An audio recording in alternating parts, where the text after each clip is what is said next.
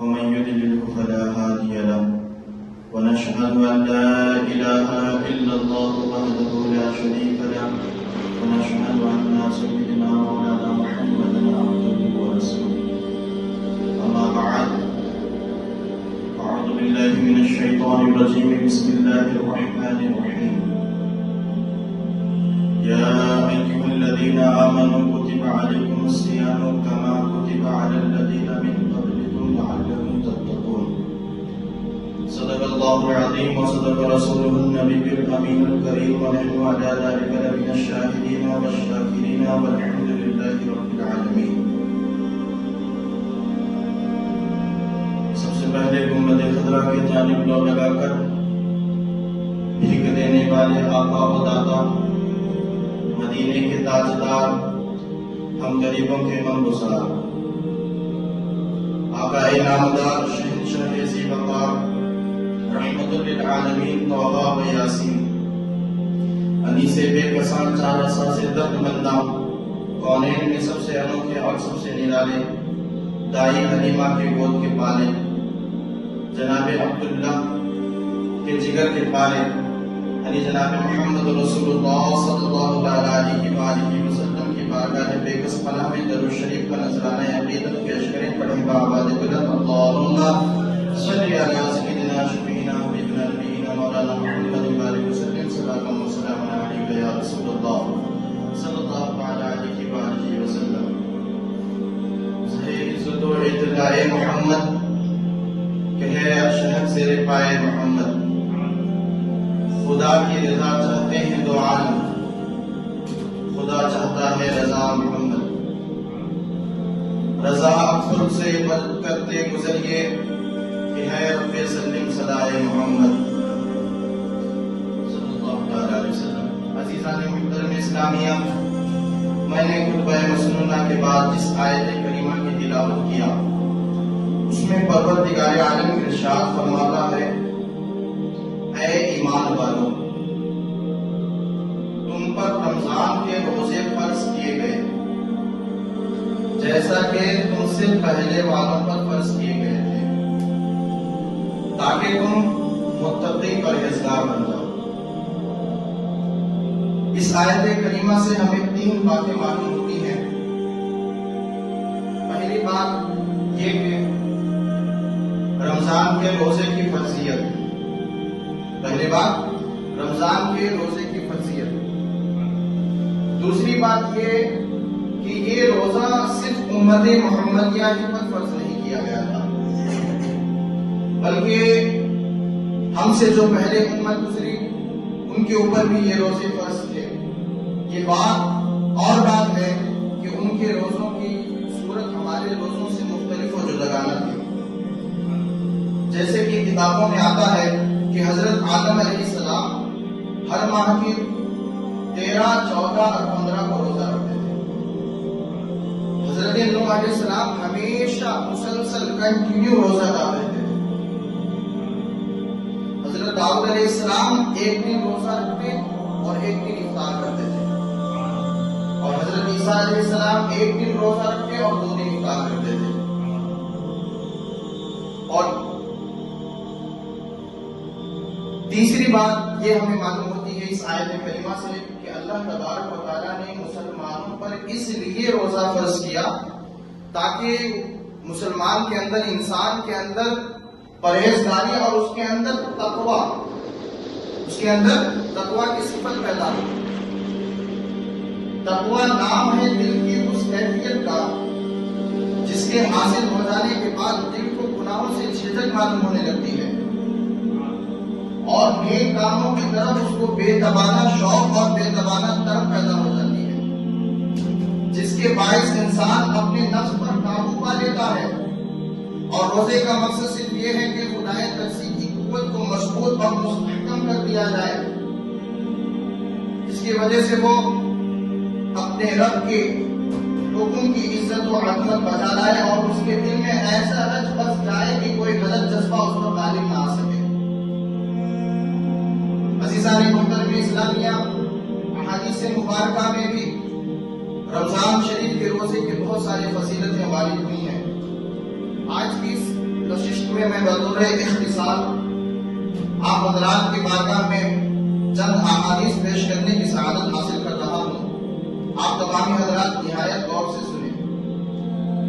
अल्लाह के आखिरी नबी सल्लल्लाहु अलैहि वसल्लम ने इरशाद फरमाया, रमजान की फजीलत दूसरे महीनों पर इस तरह है जिस तरह रब की फजीलत तमाम मखलूकों पर है। और मज़ीद इरशाद फरमाते हैं अल्लाह के आखिरी नबी सल्लल्लाहु अलैहि वसल्लम कि जब रमजान मुबारक का मुतबर्रक महीना तशरीफ लाता है तो आसमान के दरवाजे खोल दिए जाते हैं, जहन्नम के दरवाजे बंद कर दिए जाते हैं और शयातीन को जंजीरों से जकड़ दिया जाता है। आप अंदाजा लगाएं कि रमजान मुबारक में आप मसाजिद का जायजा लें तो आपको साल साल भर मस्जिद में नहीं आने वाला कि आपको रमजान में नजर आएगा, आपको रमजान में नजर आएगा। वजह क्या है कि रमजान मुबारक में शयातीन को जंजीरों से जकड़ दिया जाता है। इसमें बंदों को शैतान बहकाता नहीं, बंदराता नहीं, इसलिए वो मस्जिद को आ जाते हैं। रमजान अल्लाह तबारक व तआला ने रमजान इसलिए हमारे लिए भेजा रमजान को कि बंदा साल भर की तैयारी इसी में कर ले, इसमें नमाजी बन जाए, इसमें नेक काम करने वाला बन जाए, कुरान करीम को पढ़ने पढ़ाने वाला, सुनने सुनाने वाला बन जाए तो पूरा साल वो इबादत में मसरूफ रह सकता है अगर इसमें सही से अगर कामयाब हो जाए। मजीद अल्लाह के आखिरी नबी सल्लल्लाहु अलैहि वसल्लम इरशाद फरमाते हैं कि जब कोई बंदा खुदा की रज़ा के लिए रोजा रखता है गोया उसने 600,000 साल तक इबादत में मसरूफ रहा। 600,000 ऊंटें अल्लाह की राह में कुर्बान किया, 600,000 गुलामों को आजाद करने का उसको सवाब मिलेगा। रोजा रखा है, रोजा अगर सिर्फ दिल से अल्लाह के लिए रखेंगे तो देखें फजीलत कितनी बड़ी है कि 600,000 साल तक इबादत में मसरूफ रहने का सवाब मिलेगा। हज़रात गिरामी, और अल्लाह के आखिरी नबी सल्लल्लाहु अलैहि वसल्लम मज़ीद इरशाद फरमाते हैं कि हर शय के लिए, हर चीज के लिए ज़कात है। तो ज़कात का काम क्या होता है? अगर हम माल से ज़कात निकालते हैं तो उस ज़कात का काम क्या होता है कि उस माल को ज़कात पाक कर देती है। आप जिस चीज की भी ज़कात निकालते हैं, गल्ला वगैरह की ज़कात निकालते हैं तो वो ज़कात उस चीज को पाक कर देता है। और अल्लाह के नबी इरशाद फरमाते हैं कि हर चीज के लिए, हर शय की पाकी के लिए ज़कात है। और बदन की पाकी, बदन की ज़कात रोजा है। बंदा जब रोजा रखता है तो उसके बदन के गुनाह से धुल जाते हैं, उसका बदन पाक व साफ हो जाता है। और अल्लाह के नबी सल्लल्लाहु अलैहि वसल्लम मज़ीद इरशाद फरमाते हैं कि जन्नत में 8 दरवाजे हैं, जन्नत में 8 दरवाजे हैं, जिसमें से एक दरवाजे का नाम रैयान है, इसमें से एक दरवाजे का नाम रैयान है। उसमें से वो वही दाखिल होगा जो दुनिया में रोजादार होता था, जो रोजे से होता था। और आखिरी हदीस अल्लाह के नबी सल्लल्लाहु अलैहि वसल्लम ने इरशाद फरमाया कि रोजेदार के मुंह की बू, रोजेदार के मुंह से जो बू आती है वो अल्लाह तबारक व तआला के नजदीक मुश्को अंबर से ज्यादा पसंदीदा है। अल्लाह तबारक व तआला के नजदीक मुश्को अंबर से ज्यादा पसंदीदा है। देखें, इन अहादीस करीमा को जब हम सुनते हैं या पढ़ते हैं तो रमजान की क्या ही फजीलत नजर आती है। तो हमें चाहिए कि रमजान मुबारक की इज्जत और कदर करें और उसके रोजे रखकर उसका हक अदा करें। अज़ीज़ान मुहतरम, इन अहादीस करीमा के अलावा रोजे की सबसे बड़ी खुसूसियत ये है कि रोजा दार दूसरे हैवानों से मुमताज हो जाता है। कैसे? जब जी चाहा खा लिया, जब जी चाहा पी लिया, जब जी चाहा सो गया और नफ्सी ख्वाहिश पैदा हुई तो अपने जोड़े से लज्जत हासिल कर ली। ये सिफत हैवानों की है। और कभी ना खाना, कभी ना पीना, कभी ना सोना और कभी किसी किस्म के اپنے جوڑے سے لذت نہ اٹھانا، یہ شان فرشتوں کی ہے۔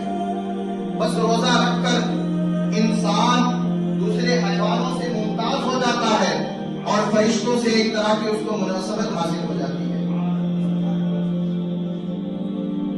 درود شریف کا نذرانہ پیش کریں۔ اللہم صلی علی سیدنا شفیعنا حبیبنا نبینا مولانا محمد بارک وسلم، صلاۃ و سلام علیک یا رسول اللہ صلی اللہ تعالی علیہ وآلہ وسلم۔ عزیزان محترم اسلامیہ، آپ دیکھیں کہ رمضان المبارک میں بندہ روزے سے ہوتا ہے، روزہ رکھتا ہے۔ روزے کی اتنی ساری جو فضیلتیں بیان ہوئی ہیں کہ اس لیے کہ روزہ یہ ایسی عبادت ہے جو آپ کو اور آپ کے رب کو صرف معلوم اور کسی کو نہیں۔ آپ ایک بند کمرے میں جائیں، بند کوٹری میں جائیں، روم کے اندر جائیں، پانی پی لیں، کھانا کھا لیں، کسی کو پتہ چلے گا؟ نہیں پتہ چلے گا۔ آپ منہ پوچھ کے باہر آ جائیں تو سب آپ کو روزہ دار سمجھیں گے، لیکن آپ نے دن بھر میں کھانے پینے کو ترک کر دیا اور دوسرے گناہوں کو ترک کر دیا، اور عصر کے وقت جو خصوص گرمیوں کا موسم ہے، عصر کے وقت کلی کرتے وقت بھی ہم پانی احتیاط سے منہ میں لیتے ہیں کہ کہیں اندر نہ چلے جائے، کہیں اندر نہ چلے جائے۔ کیوں؟ کیونکہ اللہ ہمیں دیکھ رہا ہے۔ ہم سب جانتے ہیں کہ اللہ ہمیں دیکھ رہا ہے، اس لیے ہم رمضان میں روزے نہیں چھوڑتے، روزے رکھتے ہیں تو کھانا پینا سے بچتے ہیں۔ کیوں؟ اللہ دیکھ رہا ہے۔ یاد رکھیں، جو اللہ آپ کو رمضان میں بھی دیکھ رہا ہے وہ آپ کو غیر رمضان میں بھی دیکھتا ہے۔ جو اللہ تبارک و تعالیٰ میں رمضان میں بھی دیکھتا ہے، غیر رمضان میں بھی ہمیں دیکھتا ہے۔ ہم اگر غیر رمضان میں نماز چھوڑتے رہیں تب بھی ہمیں اللہ دیکھتا ہے، برے کام کریں تب بھی ہمیں اللہ دیکھتا ہے، شراب پیئیں تب بھی ہمیں اللہ دیکھتا ہے، دوسروں کا دل دکھائے تب بھی ہمیں اللہ دیکھتا ہے۔ تب ہمارے دل تب یہ ہمیں نہیں بتاتا کہ ہمیں اللہ دیکھ رہا ہے، رمضان ہی میں کیوں بتاتا ہے؟ اس کی وجہ ایک ہے کہ رمضان میں شیاطین کو ذکر لیا جاتا ہے، تو اپنے شیاطین کو جگہ لیا جاتا ہے تو وہ عہد کر کے جاتا ہے کہ رمضان جیسے ہی جائے گا، عید کا دن آئے گا، میں بندے کو گناہوں میں ملوث کر دوں گا۔ آپ دیکھ لیں رمضان کے دن، رمضان پوری مسجد بھری رہتی ہے، رمضان میں مسجد بھری ہوتی ہے، اور جیسے ہی عید کا دن آتا ہے، مبارک دن آتا ہے، اس دن صبح میں آپ آ کے مسجد کا زائدہ لے لیں، مشکل سے 2 صف بھی نہیں بنے گے۔ ہمارا حال یہ ہو چکا ہے۔ اس لیے ہمیں چاہیے کہ رمضان میں جس طرح ہم عبادت کرتے ہیں اسی طرح غیر رمضان میں بھی عبادت کریں، تب ہم جا کے کامیاب ہوں گے۔ عزیزان محترم، ایک واقعہ آپ کو بتاتا چلوں، ایمان افروز تاکہ آپ کا ایمان تازہ ہو جائے۔ منقول ہے کہ حضرت سیدنا موسیٰ علیہ السلام نے خدا بند قدوس سے عرض کیا، اے پروردگار عالم، تو نے امت محمدیہ کو کون سا مہینہ بزرگی والا عطا کیا؟ کون سا مہینہ بزرگی والا عطا کیا؟ تو اللہ تبارک و تعالیٰ نے ارشاد فرمایا، اے موسیٰ، ہم نے امت محمدیہ کو رمضان المبارک کا مہینہ عطا کیا۔ حضرت موسیٰ نے عرض کیا، اے مولا، اس کی فضیلت کیا ہے؟ اس کی فضیلت کیا ہے؟ تو اللہ تبارک و تعالیٰ نے ارشاد فرمایا، اے موسیٰ، اس کی فضیلت دوسرے مہینوں پر اس طرح ہے جس طرح میری بزرگی تمام مخلوق پر ہے، جس طرح میری بزرگی تمام مخلوق پر ہے۔ اور رمضان کے اگر کوئی روزے رکھتا ہے تو کائنات میں جتنے لوگ ہیں ان کے ثواب، ان کے جتنے بھی نیک کام ہیں ان کے اتنا ثواب اس بندے کے نام اعمال میں دیا جاتا ہے۔ تو حضرت موسیٰ علیہ السلام نے خدا بندی میں عرض کیا، اے پروردگار عالم، تو مجھے بھی امت محمدیہ میں داخل فرما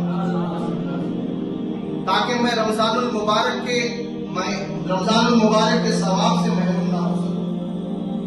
سبحان اللہ، اس سے بڑھ کر رمضان کی اور فضیلت کیا ہو سکتی ہے کہ موسیٰ علیہ السلام جیسے جلیل القدر پیغمبر ہونے کے باوجود یہ اظہار تمنا فرما رہے ہیں کہ یا الہی، تو مجھے رمضان امت محمدیہ میں اس لیے داخل فرما تاکہ میں رمضان المبارک کے ثواب سے محروم نہ ہو سکوں۔ اور ایک ہم ہے کہ اس کی طرف ہماری کوئی توجہ نہیں ہے۔ اس سے بڑی ہماری بدنصیبی اور کیا ہو سکتی ہے کہ رمضان المبارک کا متبرک مہینہ آ کر گزر جاتا ہے، ہم اس کی قدر اور ہم نہ تو اس کی قدر کرتے ہیں اور نہ اس کی ہم اہمیت کو سمجھنے کی کوشش کرتے ہیں۔ حالانکہ رمضان وہ محترم بالشان عبادت ہے جس کی وجہ سے روزے دار کے سابقہ گناہ، پچھلے گناہ پورے معاف کر دیے جاتے ہیں اور جہنم سے آزادی کا پروانہ عطا کر دیا جاتا ہے۔ اور روزے دار کے لیے سب سے بڑی خوشی کی بات یہ ہے کہ اس کو خود مالک کائنات مل جاتا ہے، اس کو خود مالک کائنات مل جاتا ہے۔ حدیث قدسی ہے، حدیث قدسی ہے، اللہ تبارک و تعالیٰ ارشاد فرماتا ہے الصوم لی وانا اجزی۔ اب یہ حدیث قدسی کیا چیز ہے میں آپ کو بتاتا چلوں۔ حدیث کے دو ٹائپ ہیں، there are two types in حدیث۔ حدیث کے دو ٹائپ ہیں، باعتبار قول کہنے کے اعتبار سے حدیث میں دو ٹائپ ہیں۔ پہلا حدیث نبوی، دوسری حدیث قدسی۔ جن باتوں کو ہمارے آقا جناب محمد رسول اللہ صلی اللہ تعالی علیہ وآلہ وسلم نے کہا اس کو حدیث نبوی کہتے ہیں، اور جو چیزیں اللہ تبارک و تعالیٰ نے حضور صلی اللہ تعالی علیہ وآلہ وسلم کو قرآن کے علاوہ میں کہا ہے، قرآن شریف کے علاوہ میں جو باتیں اللہ تبارک و تعالیٰ نے حضور صلی اللہ تعالی علیہ وسلم کو کہیں وعدے کیے وہ حدیث قدسی ہے۔ اب آپ اندازہ لگائیں کہ اللہ تبارک و تعالیٰ ارشاد فرماتا ہے حدیث قدسی ہے کہ الصوم لی وانا اجزی بہ، یعنی اللہ فرماتا ہے روزہ میرے لیے ہے اور اس کی جزا خود میں ہوں۔ حضرات گرامی، اللہ تبارک و تعالیٰ نے قرآن کریم میں مختلف جگہوں پر یہ اعلان فرمایا کہ اچھے اعمال کرو اس کے بدلے تمہیں جنت ملے گی، یعنی نماز پڑھو جنت ملے گی، زکات دو جنت ملے گی، حج کرو جنت ملے گی، بیواؤں کا سہارا بنو جنت ملے گی، یتیموں کے سر پر دست شفقت کرو اس کے بدلے تمہیں جنت ملے گی، غربا و مساکین کی امداد کرو اس کے بدلے جنت ملے گی۔ مگر روزہ وہ محترم بالشان عبادت ہے جس کے بدلے تمہیں جنت ہی نہیں بلکہ مالک جنت بھی مل جائے گا، جنت ہی نہیں بلکہ خود مالک جنت بھی مل جائے گا۔ اب اندازہ لگائیں کہ روزہ رکھنے والے کو جب اتنی بڑی فضیلت ہے تو وہ شخص ہلاک و برباد نہیں ہوا جس نے رمضان المبارک کا مہینہ پایا اور روزے نہ رکھے، وہ ضرور ہلاک و برباد ہو جائے گا۔ اس سلسلے میں ایک میں آپ کو روایت بیان کرتا چلوں۔ حضور صلی اللہ تعالی علیہ وآلہ وسلم صحابہ کرام کو واعظ و نصیحت فرمانے کے لیے منبر شریف پر چڑھ رہے تھے، جو ہی پہلے سیڑھی پر قدم رکھا سرکار نے فرمایا آمین، دوسری سیڑھی پر قدم رکھا سرکار نے فرمایا آمین، تیسرے سیڑھی پر قدم رکھا سرکار نے فرمایا آمین۔ صحابہ کرام بڑے حیران زدہ ہوئے کہ ہمیں یہاں پر کوئی دعا کرنے والا نظر نہیں آ رہا، لیکن حضور صلی اللہ تعالی علیہ وسلم آمین آمین کہہ رہے ہیں۔ تو نصیحت کے بعد صحابہ کرام نے حضور علیہ الصلوۃ والسلام کی بارگاہ میں حاضر ہوئے اور عرض گزار ہوئے، یا رسول اللہ علیہ الصلوۃ والسلام، آپ پر ہمارے ماں باپ قربان، آپ پر ہمارے ماں باپ قربان، یہاں پر کون ایسا ہے جو دعا کر رہا ہے آپ اس کی دعاؤں پر آمین کہہ رہے ہیں، ہمیں دعا کرنے والا نظر نہیں آ رہا۔ تو سرکار دو جہاں صلی اللہ تعالی علیہ وآلہ وسلم نے ارشاد فرمایا، جب میں منبر پر چڑھ رہا تھا تو جبرائیل میرے پاس آیا اور انہوں نے تین دعائیں کی، انہوں نے تین دعائیں کی۔ اس میں سے ایک دعا یہ تھی کہ وہ شخص ہلاک و برباد ہوا، رحمت الہی سے دور ہوا، جو رمضان المبارک کا مہینہ پایا اور روزے نہ رکھنے کے سبب اس کی مغفرت آ گئی۔ عزیزان محترم، اس حدیث پاک میں ہمارے لیے درس عبرت ہے اور مقام ہے اور غور کرنے کا مقام ہے کہ جس دعا کو سید الملائکہ یعنی جبریل امین کر رہے ہوں اور اس دعا پر سید الانبیاء حضور تاجدار مدینہ محمد مصطفیٰ صلی اللہ تعالی علیہ وآلہ وسلم اس دعا پر آمین کہہ رہے ہوں تو اس دعا کی قبولیت میں کوئی شک و شبہ رہ جائے گا، اس دعا کی قبولیت میں کوئی شک و شبہ رہ جائے گا؟ ہرگز نہیں۔ آپ دیکھیں کہ آج بیابطہ گھروں میں ظہر کا کھانا رکھتا ہے، ظہر کے بعد دوپہر میں کھانا دسترخوان بچھا کے کھاتے ہیں، پورا گھر کا گھر روزہ نہیں رکھتا. پوچھتے ہیں چھوٹی چھوٹی وجہ کے لیے کہ طبیعت خراب تھی، چھوٹی چھوٹی وجہ کے لیے ہم روزہ نہیں رکھتے. دیکھیں اگر ہم رمضان المبارک کا مہینہ پائیں اور روزہ نہ رکھیں تو ہم اس میں ہمارے لیے ہلاک و بربادی ہے، ہمارے لیے ضرور ہمیں جہنم میں ڈال دیا جائے گا. اگر رمضان المبارک کا مہینہ پائیں اور اس میں اللہ تبارک و تعالیٰ کا شکر ادا نہ کریں اور روزے نہ رکھیں تو ہم ہلاک و برباد ہو جائیں گے. رمضان جیسا مبارک مہینہ آئے اور ہم اس میں عبادت نہ کریں، اس میں پھر بھی ہم گناہ کرتے نظر آئے تو یہ اللہ سے ہم جنگ کر رہے ہیں. عزیزان محترم اسلامیہ، اس لیے رمضان المبارک کا مہینہ ہے، اس میں خوب عبادت کریں، اللہ تبارک و تعالیٰ کو راضی کرنے والے کام کریں، اس میں خوب صدقات و خیرات کریں، نمازیں پڑھیں، اپنی بقیہ قضا نمازیں بھی پڑھیں. اس کی بدولت آپ کی مغفرت ہو جائے گی. عزیزان محترم، اللہ تبارک و تعالیٰ نے ارشاد فرمایا شہر رمضان الذی انزل فیہ القرآن، یعنی رمضان المبارک میں قرآن کو نازل کیا. رمضان المبارک میں اللہ تبارک و تعالیٰ نے قرآن کو نازل فرمایا. اب دیکھیں کہ حضور صلی اللہ تعالیٰ علیہ وآلہ وسلم ارشاد فرماتے ہیں کہ رمضان المبارک میں جو روزہ رکھے اور قرآن شریف پڑھے تو القرآن الصوم والقرآن یشفعان للعبد، روزہ اور قرآن بندے کی حق میں شفاعت کریں گے. روزہ اور قرآن بندے کی حق میں شفاعت کریں گے. روزہ پروردگار کی بارگاہ میں عرض کرے گا اے مولا، میں نے اسے دن بھر کھانے پینے اور شوہرت کرنے سے باز رکھا اور اس نے میرا احترام کیا، لہذا میں اس کی بخشش کرتی ہوں، اس کے حق میں میری بخشش کو قبول فرما. اور قرآن عرض کرے گا پروردگار عالم کی بارگاہ میں الہی، میں نے اس کو رات کو سونے سے باز رکھا، اس نے رات میں میری تلاوت کی اور پڑھا سنا، لہذا میں اس کی مغفرت کرتی ہوں، تو اس کے حق میں میری مغفرت کو قبول فرما. تو حضور فرماتے ہیں فیشفعان، بس دونوں کی مغفرت، دونوں کی سفارش قبول کر لی جائے. سبحان اللہ. دیکھیں کہ بندہ جب رمضان المبارک میں رمضان کے روزے رکھے اور رات میں تراویح کی نماز پڑھاتا ہے اور سنتا سناتا ہے تو یہ دونوں چیزیں اس کے لیے باعث مغفرت بن جاتی ہیں. ایسا نہ ہو کہ ہم روزہ تو رکھیں اور حرام کام بھی کرتے نظر آئے. ہم روزہ تو رکھیں اور کھیل کود میں مشغول رہیں.